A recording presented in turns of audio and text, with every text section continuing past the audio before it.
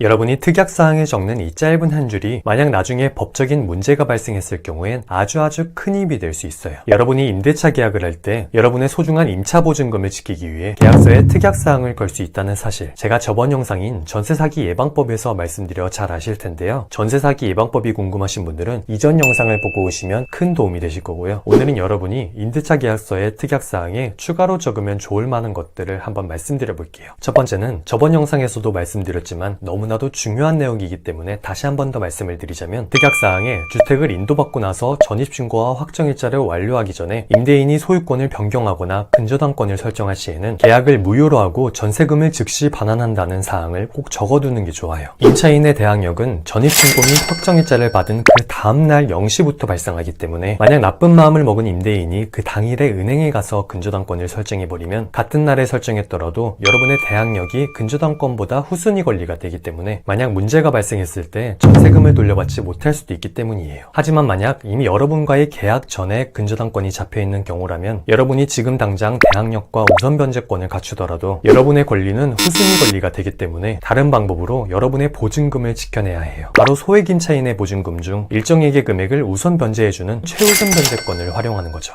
최우선 변제권이란 주택이 경매에 넘어갔을 경우 보증금 중 일정 금액을 선순위인 근저당권자보다 최우선하여 변제받는 권리를 말해요. 이 최우선 변제금은 지역마다 적용 범위가 다르고 개정이 있을 때마다 그 금액도 바뀌게 되는데, 최근에 법이 개정돼서 현재 기준으로는 서울은 임차인의 보증금이 1억 6,500만원 이하일 때 5,500만원 이하의 금액에 대해서는 근저당권보다 우선하여 돌려받을 수 있다는 거죠. 근데 이 기준은 근저당권 설정 당시에 날짜 기준으로 규정이 적용되니까 내가 근저당권을 설정했을 당시 최우선 변제금이 얼마나 적용됐었는지 알아보면 좋겠죠. 두 번째로 여러분이 특약사항에 적어야 할 사항은, 임차인이 입주하기 전 발생한 하자에 대해서는 임대인이 그 수리 비용을 부담한다는 사항을 꼭 적어두시는 게 좋아요. 여러분이 처음 집에 들어가면 발견하기 어려운, 예를 들면 누수 여부 또는 보일러가 고장나 있었을 때 수리비 같은 경우나 아니면 바퀴벌레 같은 해충이 나오는 경우 그 방역비용 등에 대해서는 임대인이 그 비용을 부담한다는 특약을 걸어두는 게 좋아요. 이러한 특약사항은 처음 집에 들어갔을 때뿐만 아니라 입주일과 가까운 시일 내에 앞서 말한 하자가 발견되는 경우 그 하자는 주택을 인도받기 전에 발생된 것으로 추정한다는 내용도 특약이 함께 적어두면 좋죠. 세 번째는 만약 임대차가 중도해지됐을 경우 어떻게 할지에 대한 사항도 특약사항에 적어두면 좋아요. 여러분은 2년 전세 계약을 한 뒤 2년 연장까지 해서 총 4년의 전세 거주를 할 수 있도록 주택임대차보호법에 의해 법적인 보호를 받는데요. 만약 임대인이 이 기간이 끝나기 전에 계약 갱신을 거절하기 위해서는 갱신 거절에 해당하는 사유가 있어야 되고 6개월에서 2개월 전에 임차인에게 통보해야 되죠. 근데 만약 여러분이 차임을 연체한 적도 없고 주택의 내부를 파손한 적도 없는 등 아무런 잘못도 안 했는데 임대인이 실거주를 하거나 주택을 재건축하기 위해 여러분의 계약 갱신을 거절하는 경우 임차인은 이사비용 등의 보수를 제공받을 수 있다는 특약을 적어두면 좋다는 거죠. 물론 주택임대차보호법은 임차인을 보호하기 위해 만들어진 법이기 때문에 임차인인 여러분은 언제든지 계약 해지 통보가 가능하고 계약 해지 통보 후 3개월 뒤부터 그 효력이 발생하게 돼요. 네 번째는 임대차 계약 기간이 만료되면 새 임대차 여부와 상관없이 임대보증금을 즉시 반환한다는 특약사항도 적어두면 좋아요. 아까 세 번째 거를 말씀드리면서 여러분의 계약 기간이 끝났거나 여러분이 이사를 가고 싶어 계약 해지 통보를 하면 그로부터 3개월 뒤에 그 효력이 발생한다고 말씀드렸는데요. 여러분이 계약 해지 통보를 하고 3개월이 지났는데도 여러분 다음에 들어올 세입자를 구하지 못했다는 핑계로 임대인이 임차인에게 전세금을 돌려주지 않는 경우도 가끔 있어요. 이런 경우를 미연에 방지하고자 임대차 계약 기간이 만료되면 임대인이 새로운 세입자를 구하지 못했더라도 임차인의 전세금을 돌려준다는 특약을 적어두면 좋다는 거죠. 마지막으로 다섯 번째는 입주 전에 발생한 공과금과 관리비 등의 비용은 임대인이 부담한다는 내용도 특약에 적어두는 게 좋아요. 이건 사실 어찌 보면 당연히 임대인이 부담해야 되는 게 맞는 건데, 이 당연한 걸 임차인에게 전가시키는 나쁜 임대인들도 간혹가다 있으니 혹시 모르는 일은 사전에 방지하는 게 좋으니까 이러한 사항도 특약사항에 적어두면 좋습니다. 최종적으로 정리해서 다시 말씀드려보자면, 첫 번째, 주택을 인도받고 나서 전입신고와 확정일자를 완료하기 전에 임대인이 소유권을 변경하거나 근저당권을 설정할 시에는 계약을 무효로 하고 전세금을 즉시 반환한다는 내용. 두 번째는 임차인이 입주하기 전 발생한 하자에 대해서는 임대인이 그 수리 비용을 부담한다는 내용. 세 번째는 임차인의 과실 없이 임대인 개인의 부득이한 사유로 인해 대해 계약을 중도 해지하는 경우 임차인은 이사비용 등의 보수를 제공받을 수 있다는 내용. 네 번째는 임대차 계약 기간이 만료되면 새 임대차 여부와 상관없이 임대차 보증금을 즉시 반환한다는 내용. 마지막으로 다섯 번째는 입주 전에 발생한 공과금과 관리비 등의 비용은 임대인이 부담한다는 내용 등을 특약사항에 적어두면 좋아요. 특약사항에 적는 이 짧은 한 줄의 문장들이 만약 나중에 법적인 문제가 발생했을 때는 아주 큰 힘이 될 수 있으니까 여러분 모두가 여러분의 소중한 전세금을 지킬 수 있도록 최선을 다해서 노력해봤으면 좋겠습니다. 오늘도 영상 봐주셔서 너무나 감사하고요. 그럼 다음 영상에서 만나요. 안녕.